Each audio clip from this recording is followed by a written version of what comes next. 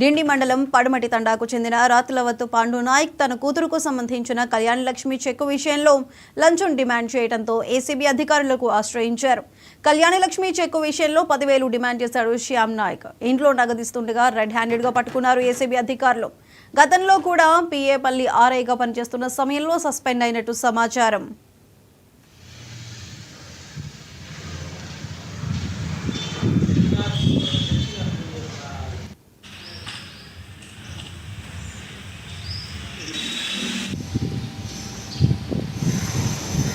ఆ పాపకు పెళ్లి 3 సంవత్సరాలు అవుతుంది.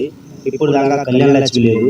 ఏమన్నా అంటే డబ్బులు కావాలంటాడు. 10 సార్లు పోయినా కాలు పట్టుకున్నా, ఒకసారి పోయి కాలు పట్టుకున్నా నీ ఓడరా పోయి అనేది. మళ్ళీసారి పోతే ఇదే మాట మాట్లాడు. మళ్ళీ ఇంకోసారి పోతే ఎమ్మెల్యే తోటి ఫోన్ చేపిస్తున్నాడు, చేయలే.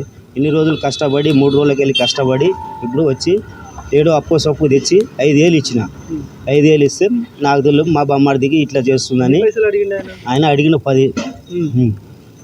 ఆటోకు బతున్నావు గిరాకీ లేదు సార్, ఇదే గిమ్లాడినా కాలు పట్టుకున్నా విసిరేసిండు. సరే అని మా బొమ్మడి చెప్పిన. బొమ్మడి చెప్పి ఇట్లా పట్టించు. ఇక దేని చుట్ట దగ్గర 2 సంవత్సరాలు అవుతుంది తిరగబట్టి. ఏం దగ్గరికి రానిస్తలేడు. నీ ఎవడ్రా భయ్ అనేది సార్ పేరు నాకు ఇంత తెలియదు. ఏమంటే పైసలే అడిగేది. నేను ఇట్లా చేస్తా అని ఈ పని చేపించు. మా పాపకు పెళ్ళి 3 సంవత్సరాలు